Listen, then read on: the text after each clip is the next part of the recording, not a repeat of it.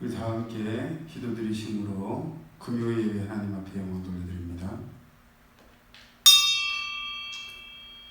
자비하시고 인애로우시며 노하기를 더디하시는 사랑의 하나님, 하나님의 거룩하심을 찬양합니다. 무더운 날씨고 또 피곤하고 많은 일들이 있지만 그럼에도 불구하고 하나님의 전에 나와 영광의 예배를 드리게 하시고 하나님을 찬양케 하시니 참으로 감사를 드립니다. 찬송가에 나와 있는 것처럼 날이 갈수록 더욱더 하나님 사랑하고 주님을 의지할 수 있는 저희를 되게 하시고 호흡 있는 동안 저희들이 말하고 저희들이 찬양 드리는 것처럼 온전히 끝까지 믿음의 선한 싸움을 싸우며 하나님을 찬양할 수 있는 저희들 될 수 있도록 성령께서 역사하여 주옵소서. 하나님의 말씀은 반드시 이루어질 것을 저희들이 믿게 하시고 믿기에 그 말씀대로 살아갈 수 있는 저희들 되게 하여 주옵소서. 약한 자들 주님께서 강건케 하여 주옵소서. 이미 감당할 힘들을 주셨사오니 하나님의 말씀 의지하여서 그 모든 영적 싸움에서 싸워 승리하는 저희들 되게 하여 주옵소서. 예배 시종을 주님께 맡겨드리오며 거룩하신 예수님의 이름으로 축복하며 기도드리옵나이다. 아멘. 오늘은 반주팀이 전멸입니다. 그렇지만 또 하나님께서 기타는 칠 수 있게 해주셔서 기타로 찬양 드릴 수 있게 됨을 감사를 드리면서 수요일에 있던 찬양 반대로 오늘 먼저 나는 오늘도 가네, 누구나 무거운 짐을 지고 가는 길 찬양입니다.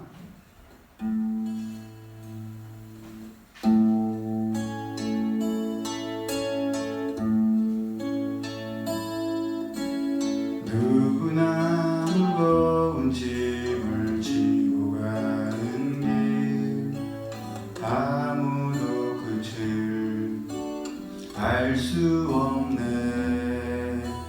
사랑의 노래는 점점 희미해지고 내일의 두려움 넘치지만 나는 오늘도 가네. 사랑의 주님, 사랑의 주님이 나를 부르신 그 길, 나의 힘으로 갈 수 없네. 믿음의 길 위에 주가 예비하시니 십자가 사랑 의지하여 나는 오늘도 가네. 주의 영광 노래하리. 더 이상 난 버틸 힘이 없어도 모든 상황 끝에서 다시 설 때 알게 되리라. 크고 넓은 여호와 하나님, 주의 영광 바라보리. 만군의 주 크신 나의 하나님, 전능하신 주님과 동행할 때 알게 되리라. 날 만드신 사랑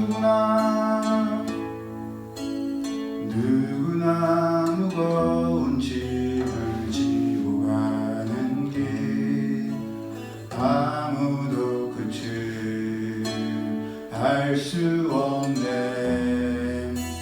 사랑의 노래는 점점 희미해지고 내일의 두려움 넘치지만 나는 오늘도 가네. 사랑의 주님이, 사랑의 주님이 나를 부르신 그 길, 나의 힘으로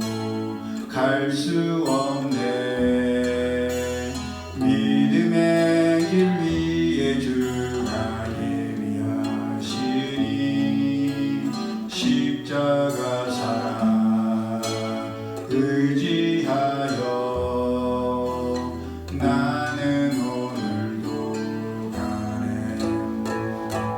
주의 영광 노래하리. 더 이상 나 버틸 일이 없어도 모든 상황 끝에서 다시 설 때 알게 되리라. 크고 넓은 여호와 하나님 주의 영광 바라보리. 만군의 주 크신 나의 하나님 전능하신 주님과 동행할 때 알게 되리라. 날 만드신 사랑 주의 영광 주의 영광 노래하리.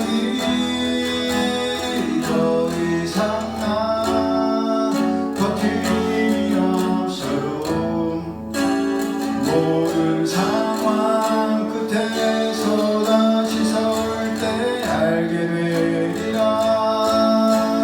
크고 넓은 여호와 하나님 주의 영광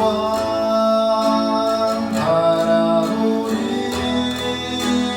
만군의 주 크신 나의 하나님 전능하신 주님과 동행할 때 알게 되리라. 날 만드신 마지막으로 주의 영광 주의 영광 노래하리. 더 이상 나 버틸 일이 없어도 모든 상황 끝에서 다시 설 때 알게 되리라. 크고 넓은 여호와 하나님 주의 영광 바라보리. 만군의 주 크신 나의 하나님 전능하신 주님과 동행할 때 알게 되리라. 날 만드신 사랑.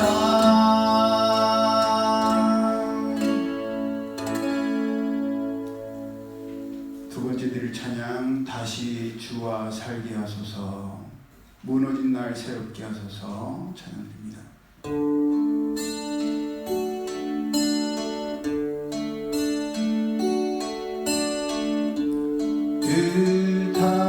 뜻하신 계획과 섭리 나미지에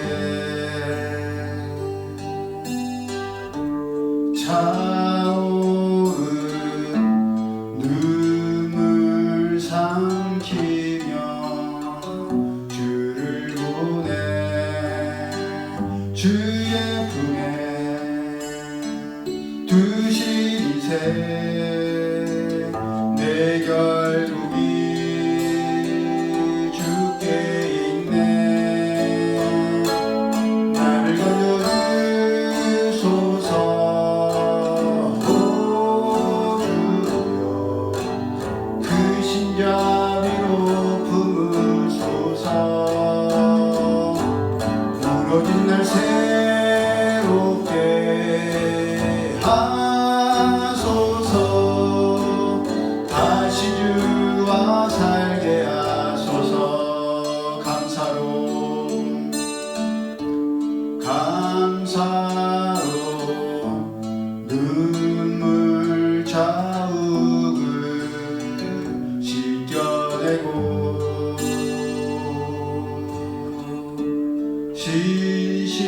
신실한 주의 약속을 바라보네. 주의 품에 두신 인생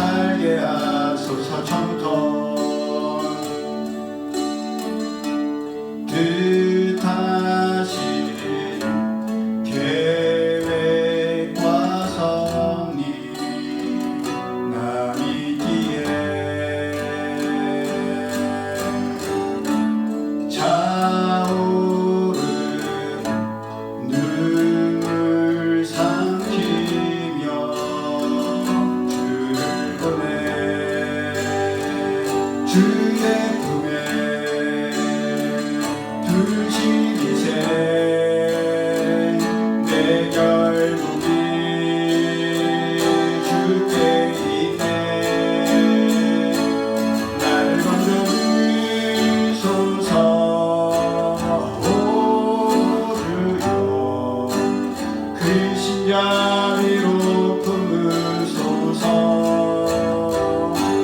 무너진 날 새롭게 하소서. 다시 주와 살게 하소서. 감사로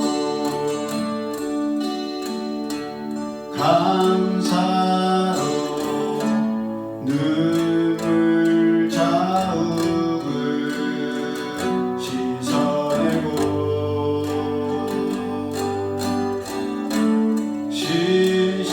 신실한 주의 약속을 바라보네. 주의 품에 드신 이제 내 결국이 주께 있네. 나를 건져주소서. 오 주여 그 신자비로 품으소서. 무너진 날 새롭게 하소서. 다시 주와 살게 하소서. 나를 건져주소서. 나를 건져주소서. 오 주여 그 신자비로 품으소서. 무너진 날 새롭게 하소서. 다시 주와 살게 하소서. 다시 주와 살게 하소서.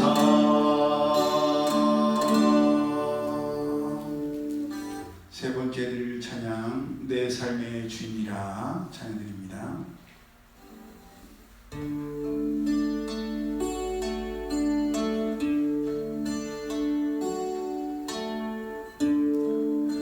잠깐만,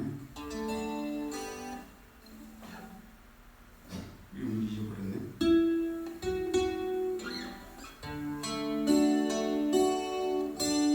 흘러간 어제 일과 마주한 오늘의 삶 속에 내 주님 계시네. 위태로운 내 삶을 진실한 주의 사랑으로 완성해 가시네. 한 번 더. 흘러간 어제 일과 마주한 오늘의 삶 속에 내 주님 계시네. 위태로운 내 삶을 신실한 주의 사랑으로 완성해 가시네. 창조의 사랑이 나를 빚으시고 따스한 숨결 나를 온전케 하네. 태초부터 영원토록 그 사랑 내려도 붙드시네. 내 모든 삶 속에 참길이 되시고 이 길 끝에서 날 안아주시네. 내 평생에 모든 순간 그 사랑 내 삶을 인도하시네. 내 삶의 주인이라 깊어진 하루의 끝에서 나 고백하리. 한 번 더 흘러간 어제 일과 마주한 오늘의 삶 속에 내 주님 계시네.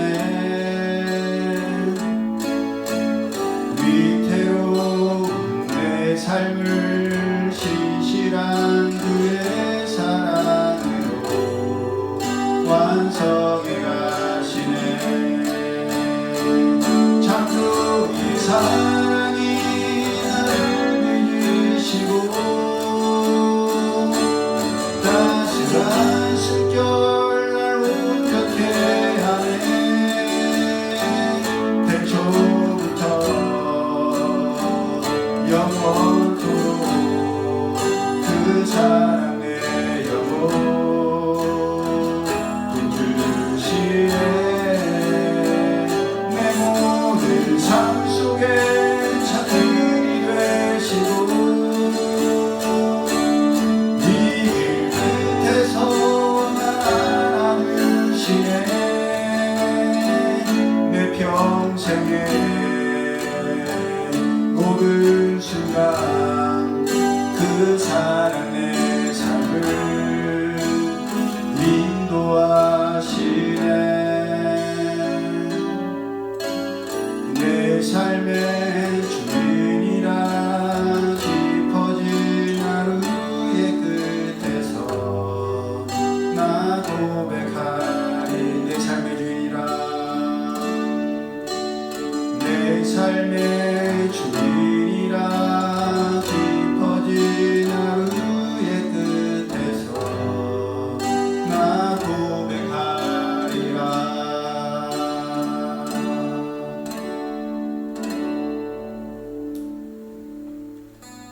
찬양 여기까지 하고 하나님 말씀 신약성경 사도행전 5장 1절에서 11절까지의 말씀 우리 함께 합독하겠습니다.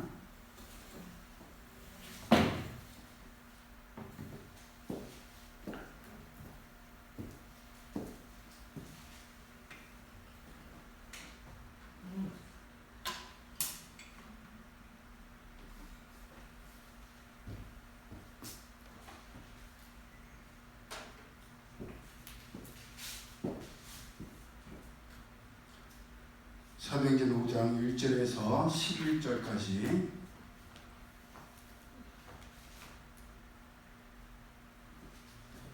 함께 합독합니다. 시작. 아나니아라는 사람이 그의 아내 삽비라와 더불어 소유를 팔아 그 값에서 얼마를 감추매 그 아내도 알더라. 얼마만 가져다가 사도들이 발 앞에 두니 베드로가 이르되 아나니아야 어찌하여 사탄이 내 마음에 가득하여 내가 성령을 속이고 땅값 얼마를 감추었느냐. 땅이 그대로 있을 때에는 내 땅이 아니며 파후에도 내 마음대로 할 수 없더냐. 어찌하여 이를 내 마음에 두었느냐. 사람에게 거짓말한 것이 아니요 하나님께로다. 아나니아가 이 말을 듣고 엎드러져 혼이 떠나니 이 일을 듣는 사람이 다 크게 두려워하더라. 젊은 사람들이 일어나 시신을 쌓아서 메고 나가 장사하니라. 3시간쯤 지나 그의 아내가 그 일어난 일을 알지 못하고 들어오니 베드로가 이르되 그 땅 판값이 이것뿐이냐 내게 말하라 하니 이르되 예 이것뿐이라 하더라. 베드로가 이르되 너희가 어찌 함께 꾀하여 주의 영을 시험하려 하느냐. 보라 내 남편을 장사하고 오는 사람들의 발이 문 앞에 이르렀으니 또 너를 내어내가리라 하니 곧 그가 베드로의 발 앞에 엎드러져 혼이 떠나는지라. 젊은 사람들이 들어와 죽은 것을 보고 메어다가 그의 남편 곁에 장사하니 온 교회와 이 일을 듣는 사람들이 다 크게 두려워하니라. 아멘.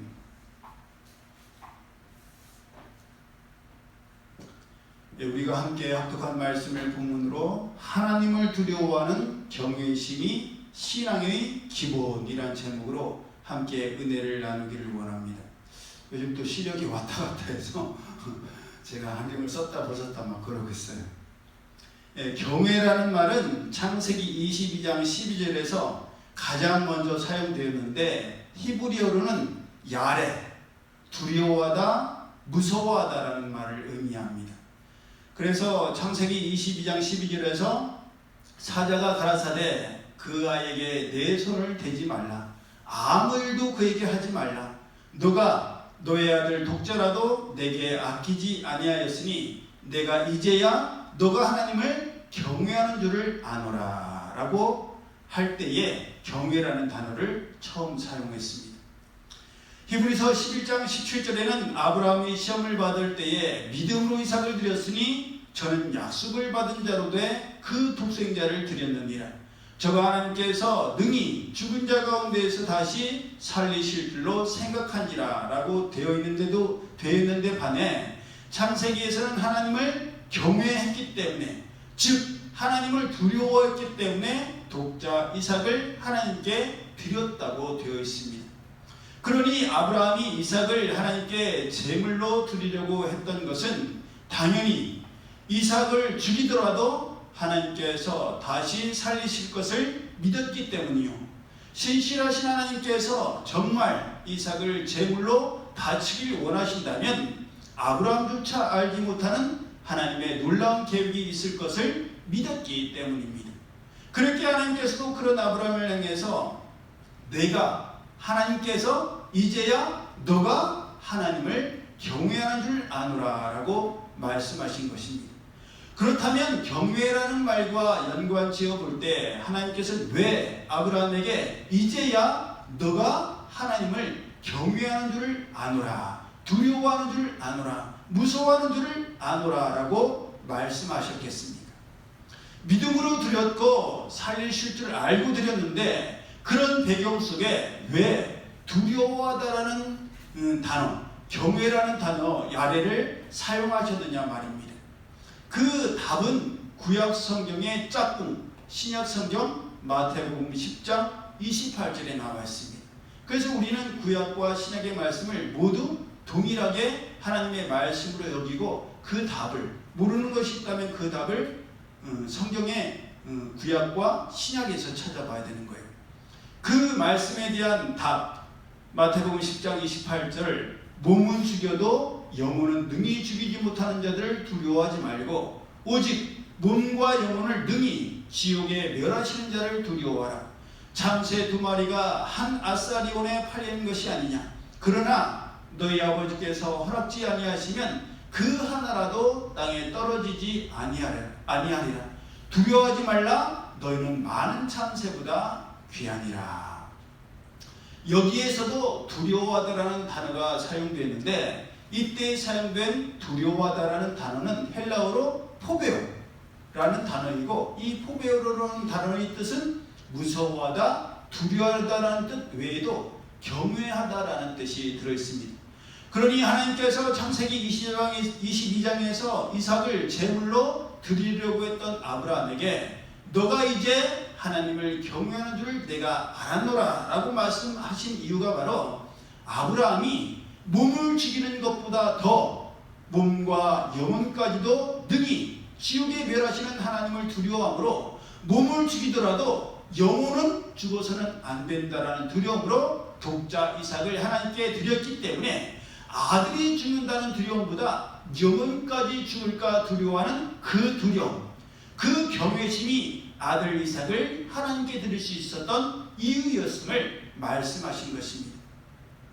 여러분 생각해 보세요. 아들이 제물로 죽어요. 다시는 볼 수 없다라는 그런 두려움만 있다면 어찌 그 아들, 그 독자를 제물로 하나님께 드릴 수가 있겠습니까? 그 두려움을 뛰어넘는 더 큰 두려움은 이 아들을 이 땅에서는 볼 수 없지만 하나님 나라에 가서는 볼 수 있을 텐데, 하나님 나라에서조차도 볼 수 없다면 그것은 감당할 수 없는 두려움과 슬픔과 아픔이기 때문입니다. 그러니 이 땅에서 잠시 잠깐 헤어지는 두려움은 얼마든지 이길 수가 있었던 것이죠. 다윗이 아기스의 궁전에서 자기를 죽일 줄 모른다는 생각에 그 위기를 벗어나기 위해서 행동이 변하여 미친 체하며 대문짝에 그적거리며 침을 수염에 흘렸던 때 가졌던 두려움도 경외를 뜻하는 이 야레가 쓰였고, 야곱이 라반에게 아무 말 하지 않고 도망친 것도 외삼촌인 라반이 딸들을 자기에게서 억지로 빼앗아갈까 할까봐 두려워했다고 사용했을 때 사용된 단어도 야레였는데, 그런 가장 기본적인 의미인 야레, 두려움보다도 더 두려운 두려움이 바로 몸은 헤어져도 영혼은 다시 만날 수 있는데 그 영혼조차도 만날 수 없다는 두려움이 믿음의 유산 아브라함에게 더 컸기 때문에 독자라 할지라도 그 아들 이삭을 하나님께 드릴 수가 있었던 것입니다. 둘 다 두렵고 둘 다 무섭지만 잠깐 두려운 것이 영원히 두려운 것보다 덜하기 때문에 더 큰 두려움으로 하나님 앞에 그 아들을 제물로 드리려고 했던 것입니다. 여러분, 이것이 중요합니다. 오늘을 살아가는 우리에게도 반드시 이러한 두려움, 이런 경외심이 있어야 합니다. 세상을 살아가는 것이 만만하고 얼마든지 나는 세상과 이길 수 있다라고 생각하는 사람은 아직 세상을 잘 모르는 사람이에요. 물이 왜 무서워? 난 수영 잘하는데 물이 무서웠다고 하는 사람들 난 이해가 안 가. 그 사람은 아직 물의 진정한 맛을 보지를 못한 사람이에요. 작년에도 말씀드렸지만 작년에 아들과 함께 여행을 갔다가 저희가 자주 가는 이번에 우리 찬양팀도 MT 갔던 그곳에서 물에 들어갔었는데 그날 파도가 좀 높았어요. 근데도 아들이 이런 파도쯤은 자기가 아무렇지도 않다고 기어코 들어가자고 했다가 들어갔다가 파도에 큰일 날 뻔했잖아요. 바위에 유민이가 머리가 부딪혀서 크게 다칠 뻔했어요. 그때 아들도 비로소 물의 무서움, 바다의 무서움을 알게 됐고 저도 알고는 있었지만 또다시 내가 다치는 것은 그것도 사실 무서운 일이지만 내가 다치는 것보다 더 무서운 것이 하나밖에 없는 아들이 다치면 이거는 다시 나올 수도 없잖아요. 제 나이가 있는데. 그래갖고 너무 무서웠어요. 너무 두려웠어요. 불도 마찬가지입니다. 여러분, 불도 우습게 생각하면 안 돼요. 걷잡을 수 없이 커져가는 것이 불의 무서움이에요. 그러니 우리가 제대로 안다면 무서울 수밖에 없습니다. 우리가 알다시피 우리의 몸, 우리의 육체는 유한적입니다. 제한적이에요. 시간이 지나면 누구나 다 육체가 약해지고 노쇠해지며 그렇게 되면 결국 우리의 몸, 우리의 육체는 죽을 수밖에 없습니다. 그것을 피할 수 있는 사람은 아무도 없습니다. 그러니 그렇게 언젠가 반드시 죽을 수밖에 없는 우리의 육체의 죽음을 무서워하고 두려워할 것이 아니라는 거예요. 물론 육체의 죽음도 두렵죠. 왜 안 두렵겠어요? 제가 들어보니까 연세가 이렇게 더 많아질수록 죽음에 대한 두려움이 더 커진다고 하더라고요. 젊었을 때는 막연했으니까 죽으면 죽는 거지 그렇게 생각하지만 점점 내 육체가 약해지고 질병이 생기고 그러다 보니까 늙는 것도 무섭고 이 세상을 떠나게 되는 죽음도 무섭다라고 말씀하시더라고요. 죽음 두렵지요. 하지만 그것을 뛰어넘는 두려움이 우리에게 있습니다. 그것이 무엇이냐? 우리의 몸뿐만 아니라 우리의 영혼까지도 능히 지옥에 멸하시는 하나님의 심판을 우리는 두려워해야 하는 것입니다. 그럴 때에 육체의 죽음을 두려워하지 아니하고 영혼의 죽음을 두려워하며 영혼을 살리기 위해서 영혼이 살기 위해서 육체의 정욕을 죽일 수가 있고 육체의 정욕을 이길 수가 있는 것입니다. 그렇지 아니하고 영혼의 죽음 따위는 신경 쓰이지 아니하고 두려워하지 않는다면 그 두려워하지 않는 마음 때문에 눈이 원하는 대로 몸이 원하는 대로 모든 것을 다 쫓아 행하게 되는 것입니다. 그러니 몸은 죽여도 영혼을 죽이지 못하는 자들을 두려워하지 말고 몸과 영혼까지도 능히 지옥에 멸하시는 하나님을 두려워하라는 예수님의 말씀에 진짜의 뜻을 아는 사람이라면 다른 것 때문이 아니라 하나님에 대한 두려움, 하나님에 대한 경외함으로 이 땅의 모든 것들에 대해서 죽을 수가 있는 것입니다. 그렇다면 오늘을 살고 있는 오늘 예배드린 우리는 어떤 두려움에 대해서 무서워하고 겁을 내고 신경 쓰고 있습니까? 우리에게 있어서 우리 각자에게 있어서 제일 두려운 게 뭐예요? 목사님 저는 몸이 약해지는 게 무서워요. 저는요 병 걸리는 게 제일 무서워요. 그런 분도 계실 것이고 목사님 저는 나이 많아서 늙는 게 제일 두려워요. 그런 사람도 계실 것이고, 내 사랑하는 사람이 내 곁을 떠나갈까, 아니면 사랑하는 사람을 만나지 못할까봐 겁을 내고 무서워할 수도 있습니다. 직장에 대한 두려움, 또 우리 젊은 세대들은 미래에 대한 두려움이 우리를 무섭게 하고 겁이 나게 할 때가 많을 겁니다. 야곱처럼 내가 사랑하는 아내와 자식을 잃게 되고 빼앗길까봐 두려워할 수도 있고, 다윗처럼 죽임을 당할까봐, 죽을까봐 두려워서 미친 채 할 수도 있습니다. 그런데 그 모든 두려움보다 우리가 더 무서워하고 두려워해야 할 것이 바로 우리 영혼에 대한 두려움, 우리의 육체가 죽은 뒤에 펼쳐질 영원한 생명에 대한 두려움을 우리는 느껴야 하고, 그것에 대한 두려움을 가져야만 합니다. 왜냐하면 하늘에서 땅으로 말씀이 육신이 되어 내려오신 예수님께서 마태복음 25장 46절을 통해서 이 땅에서의 삶을 통해서 모든 사람이 영벌 또는 영생에 들어가게 될 것이라고 말씀하셨기 때문입니다. 로마서 6장 23절에서도 죄의 삭은 사망이요 하나님의 은사는 그리스도 예수 우리 주 안에 있는 영생이라 라고 말씀하십니다.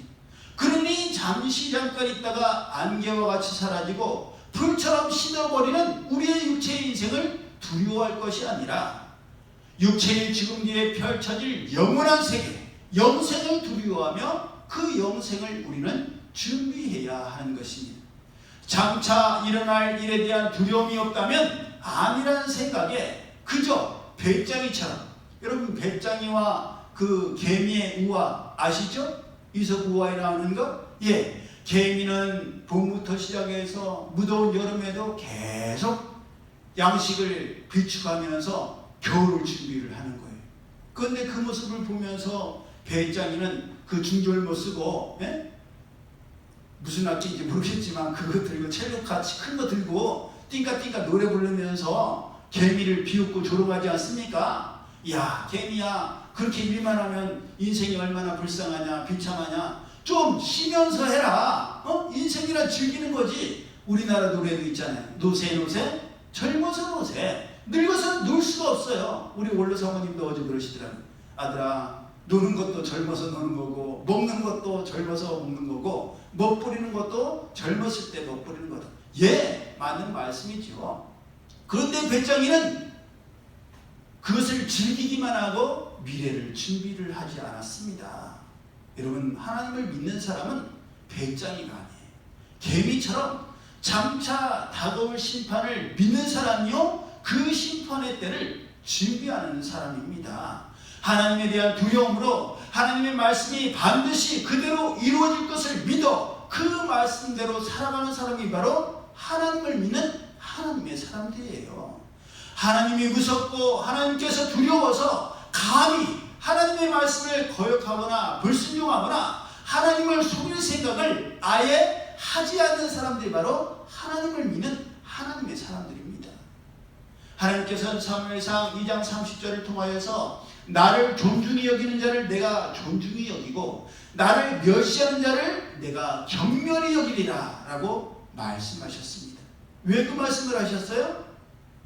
당시의 제사장이었던 엘리 제사장과 그의 두 아들 홈니와 비느하스가 하나님의 말씀을 경홀히 여겼기 때문입니다. 그래서 하나님께서 그들이 하나님의 말씀을 경홀히 여기기 전에는 엘리 제사장에게 너의 집과 너희 조상의 집이 내 앞에 영영히 행하리라, 제사장의 직분이 대대손손 이어질 것이라고 약속하셨지만 그의 아들들과 엘리 제사장이 하나님의 말씀을 경홀히 여겨서 홈니와 비느하스가 하나님께 드릴 제물을 자기들 마음대로 하고 회막문에서 수종드는 여인들과 동침하며 음란의 죄를 짓자 하나님께서 하나님의 말씀을 경홀히 여긴 엘리 제사장과 그의 두 아들 홈니와 비느하스를 같은 날 하나님의 궤를 빼앗길 때 죽이셨고, 엘리 제사장은 하나님의 궤를 빼앗겼다는 소식과 자기의 두 아들들도 죽었다는 소식을 들었을 때 어떤 일이 일어납니까? 비둔한 몸으로 의자에 앉아있다가 자빠져서 목이 부러져 죽고 말았습니다. 영적인 것도 육적인 것도 전혀 관리를 하지를 못하고 있었던 거예요. 그들의 몸이 그렇게 죽었으니 그 영혼도 어떻게 됐을지는 우리는 사실 모르죠. 하늘나라 가보면 홈리와 비누아스가 거기 있는지 없는지를 확인할 수가 있겠지만 여기서는 알 수가 없어요. 하지만 미루어 짐작할 수는 있죠. 그렇게 죽었는데 그 영혼이 하나님 나라에는 없을 것 같다는 생각이 듭니다. 여러분, 홈리와 비누아스만 그런 것이 아닙니다. 레위기 10장을 보면 하나님에 대한 두려움, 하나님에 대한 무서움, 하나님에 대한 경외심이 없던 아론의 두 아들 나답과 아비후도 하나님께서 명하시지 않은 다른 불을 담아다가 하나님 앞에 분향했다가 불이 하나님 앞에서 나와서 그들을 삼킴으로 그들이 하나님 앞에서 죽고 말았습니다. 하필이면 그 두 아들 다 제사장의 후손이었고 제사장의 역할을 감당하던 사람들이었습니다. 하나님의 종이라고 해서 하나님의 심판을 피할 수가 없는 거예요. 그래서 두렵고 무서운 일입니다. 하나님 앞에 선다는 건 정말 두렵고 떨리는 일이에요. 왜냐? 그만큼 모범을 보여대고 그만큼 책임감이 크기 때문입니다. 주의 종들이 잘못 전하면 잘못 전한 그것 때문에 수많은 성도들의 영혼이 죽을 수가 있고 그들의 영혼뿐만 아니라 그의 후손들도 그 영향을 받아서 모두를 다 죽이는 일이 되고 말아요. 그래서 예수님께서 바리새인들에 대해서 책망하셨던 것처럼 천국에 들어가는 문을 막고 서서 다른 사람들도 들어가지 못하게 하고 자기도 들어가지 않은 완악한 그 강악한 짓을 종교 지도자들이 저지를 수가 있습니다. 그리고 이어지는 레위기 10장 9절 이하의 말씀이 너나 네 자손들이 회막에 들어갈 때는 포도주나 독주를 마시지 말아서 너희 사망을 면하라. 이는 너희 대대로 영원한 규례라 라고 말씀하신 것을 볼 때에 나답과 아비후가 그랬던 것도 술에 취한 것이 아닌가라는 짐작을 할 수가 있습니다. 그러니 출애굽기 9장 20절에서 하나님께서 모세를 통해 우박이 쏟아질 것을 말씀하셨을 때 바로의 신하 중에서도 애굽의 국민들 중에서도 하나님의 말씀을 두려워하는 자들은 그 종들과 생축을 집으로 피하여 들이므로 그 죽음을 면했지만 하나님의 말씀을 마음에 두지 아니한 자들은 그 종들과 생축을 들에 그대로 둠으로 죽임을 당했던 것 같이 하나님의 말씀이 그대로 이루어짐을 믿는 사람은 그 두려움 때문에라도 행동하게 되고 순종하게 되어 있습니다. 그것은 기생이었던 라합을 통해서도 알 수 있고 노아를 통해서도 알 수 있습니다. 기생이었던 라합은 그 두려운 소식을 술을 팔면서 몸을 팔면서 들었지만 그 들은 것을 자기 마음에 새겼어요. 야, 이렇게 애굽, 그 당시에 애굽은 지금 우리 세계로 친다면 미국, 중국 같은 나라 아닙니까?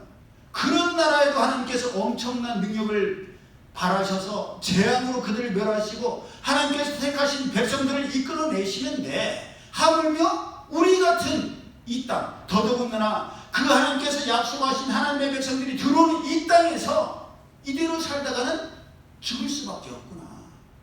그것을 미리 깨달은 사람이 그 두려움에 이대로 있어서는 안 되겠구나라고 선택하였고 정탐꾼들을 목숨을 걸고 거졌던 라합이 그 두려움 때문에 본인뿐만 아니라 모든 가족을 살릴 수가 있었던 거예요. 하나님께서 물로 심판하신다는 그 두려움 때문에 노아가 아들들과 며느리들과 더불어서 하나님께서 명하신 방주를 마련했을 때 그들이 죽음을 피할 수가 있었던 것입니다. 라합과 노아뿐만 아니라 수많은 사람들이 하나님의 말씀에 대한 두려움, 경외심으로 하나님의 말씀에 순종했습니다. 그런데 본문에 나오는 아나니아와 삽비라 부부는 그런 하나님에 대한 두려움, 하나님을 속인 것에 대한 결과에 대한 두려움보다 사람들의 평판이 더 더 무서웠고 그것을 더 두려워하였습니다.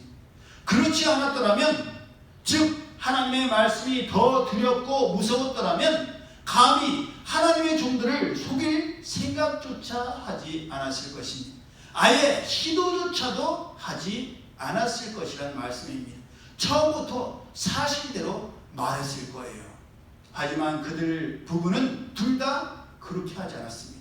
속일 수 있다라고 생각했고 속여도 된다라고 생각했습니다. 다는 아니지만 일부라도 내놓았으니 그것만 하더라도 대단하다라고 착각했던 것 같습니다. 바나바가 소유했던 밭을 팔아서 사도들이 발 앞에 두었을 때 얼마나 멋있게 보였고 사람들에게 칭찬과 인정을 받았겠습니까? 자기들도 그러고 싶었겠죠? 그렇게 인정과 칭찬을 받고 싶었을 것입니다. 그러면 바나바와 똑같이 했으면 됐을 것을 흉내만 내고 똑같이 하지는 않았으며 성령을 속이기까지 했습니다. 출애굽기에 나오는 애굽의 요술사들처럼 흉내만 내도 대단하다고 생각했던 것 같습니다. 하나님께서는 고린도전서 4장 20절을 통해서 하나님의 나라는 말에 있지 아니하고 뭐에 있다? 능력이 있다라고 말씀하셨고, 디모데 후서 3장에서는 말세에 일어날 일들에 대해서 경고하시면서 마지막 때의 사람들이 경건의 모양은 취하겠지만 경건의 능력은 부인할 것이니 이 같은 자들에게서 너는 돌아서라고 말씀하셨습니다. 여러분, 하나님의 나라, 하나님의 말씀은 능력이에요. 그것을 믿는 자에게만 하나님의 역사가 일어납니다. 하나님의 말씀을 믿지 않는데 어찌 역사가 일어나겠어요? 무엇보다도 하나님의 말씀은 반드시 이루어진다는 두려움이 있을 때에 작은 흔적만 생겨도 우리는 즉시 하나님 앞에 나오게 되는 거예요. 경제적인 어려움이 조금만 닥쳐도 내가 요즘 하나님과 멀어졌더니 이런 일이 생기는 거예요. 건강에 조금만 이상이 와도 하나님께서 정신 차리라고 하시는구나. 그걸 즉각 깨달아야 돼요. 여러분, 하나님을 믿는 우리의 삶 속에 일어나는 것들은 결코 우연한 일이 하나도 없습니다. 아까 말씀하셨잖아요. 예수님께서 참새 2마리도 하나님께서 허락지 아니하시면 떨어지지 않는다고 말씀하셨어요. 참새도 그냥 떨어지지 아니하는데 하나님을 믿는 우리의 삶 속에 일어나는 일들이 우연이라고 생각하세요? 천만의 말씀입니다. 하나님께서 허락지 아니하시면 일어날 수가 없는 일들이에요. 그런데도 일어났다는 것은 우리가 경각심을 가져야 돼요. 두려움을 가져야 돼요. 몸에 조그만 이상이 와도 금방 겁이 나갖고 무서워서 하나님, 제 자신을 돌아보겠습니다. 하나님, 잘못한 거 용서해 주십시오. 하나님 앞에 바로 엎드릴 줄 알아야 돼요. 하나님의 나라는 화려한 잎사귀에 있지 않습니다. 열매를 통해서 증명되고 열매를 보면 알 수 있는 것이 바로 하나님의 나라입니다. 말에만 있지 아니하고 능력이 나타나야 하며 경건을 흉내만 내는 것이 아니라 경건의 삶을 살아야 되고, 그렇게 경건의 삶을 살 때에 경건의 능력이 나타날 수밖에 없는 거예요. 하나님께 기도하면 하나님께서 그 기도에 응답하셔서 이사야 선지자를 통해서 히스기야 왕이 죽을 병에 걸렸는데도 하나님께서 살려주셨는데, 오늘 살아가는 우리가 신령과 진정으로 하나님 앞에 간구할 때 하나님께서 나의 부르짖음을 들으시고 나의 생명을 면정해 주실 것이라는 두려움, 믿음이 있을 때에 우리가 하나님의 이적을 경험할 수가 있는 거예요. 우리 교회에 의성에서 복숭아나무를 3그루를 갖다가 심었어요. 그런데 하나는 심은 지 얼마 안 돼서 죽었어요. 그래서 2그루가 남았는데 전에 있던 복숭아가 살아남아서 3그루가 됐어요. 3그루가 됐는데 작년까지만 하더라도 복숭아가 시원찮았어요. 열매가 뭔지를 도통 알 수가 없었어요. 그런데 올해 제가 보니까 저쪽 교회 들어오는 입구에서부터 1번, 2번, 3번이 있는데 제일 좋은 복숭아가 몇 번일 것 같아요? 어차피 찍을 거잖아. 1번? 3번? 야, 참 대단하다. 2번이 답이에요. 어떻게 그렇게 닉나가냐? 정답을 냈다고. 1번은 보니까 원래 제일 좋은 복숭아였는데 그 좋은 복숭아를 접붙였던 게 개복숭아거든요.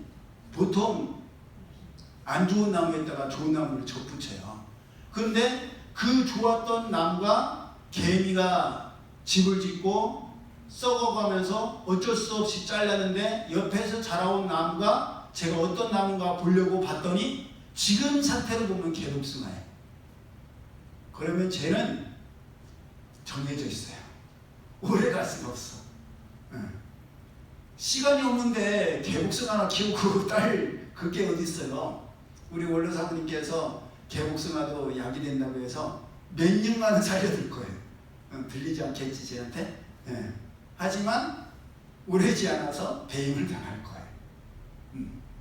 근데 두 번째 복숭아를 제가 아니 비료도 많이 주고 건도 많이 줬는데 무슨 나무인지를 모르겠어. 이게 진짜 괜찮은 복숭아 나무인지 알아야 배든지 더 정성을 주는지 아는데 근데 올해 복숭아가 열렸더라고요. 그런데 여러 개가 열렸는데 하나만 남았어. 하나만 남았는데 하나 남은 게 진짜 애기더라고요. 벌써 사이즈가 애기 주먹만 해. 제 주먹의 절반만 해. 이만해. 저대로 가면 크게 자랄 거예요. 그렇겠죠? 다른 복숭아들은 이제 그 매실만한데 그놈 하나만 이따만 하니까 저대로 크면 뭐 다음 달이면 추수할 정도로 크겠지요. 굉장히 예쁜 색깔이 나오면서 그러니 저 나무는 살아남게 되죠. 왜냐하면 좋은 나무인 게 하나밖에 없지만 그 복숭아를 통해서 증명이 됐으니까. 이제 3번은 더 지켜봐야 겠습니다. 예수님께서도 말씀하셨잖아요. 아무리 잎사귀가 많아도 열매가 없으면 저주하셨어요. 말라 비틀어져서 죽어지게 되고 불에 태워질 수밖에 없습니다. 우리도 마찬가지예요. 우리도 하나님의 말씀은 반드시 이루어진다라는 경외심, 두려움이 있을 때에 우리가 그 두려움 때문에라도 하나님의 말씀 그대로 살려고 노력하게 되고 우리의 몸뿐만 아니라 영혼까지도 죽음에 이르게 하시는 하나님에 대한 두려움으로 우리는 이 땅에서 하나님의 말씀에 찬송가처럼 찬양 드리는 것처럼 목숨을 걸고 우리의 운명을 걸 수가 있는 거예요. 여러분 오늘도 제가 우리 장인님 장모님 그런데 우리가 이 강건에도 80밖에 안 되는 인생을 어떻게든 누리려고 그것을 즐기려고 하면서 영원한 생명을 겁을 내지 않는다면 얼마나 어리석은 삶이겠습니까?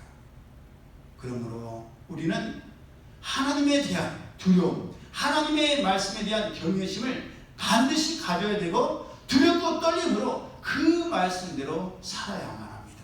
그럴 때만이 우리의 육신의 생명이 끝나도 영혼의 영생을 누릴 수가 있는 것이에요. 이 말씀조차도 믿는 자에게만 주어지는 영생의 축복이지 믿지 않는 사람들에겐 소용없는 말일 거예요. 목사님 또 겁주려고 저런다. 응? 저런 식으로 우리를 빌드업한다. 길들인다. 가스라이팅한다. 그렇게 생각하면요. 오산이에요. 하나님의 말씀 그대로예요.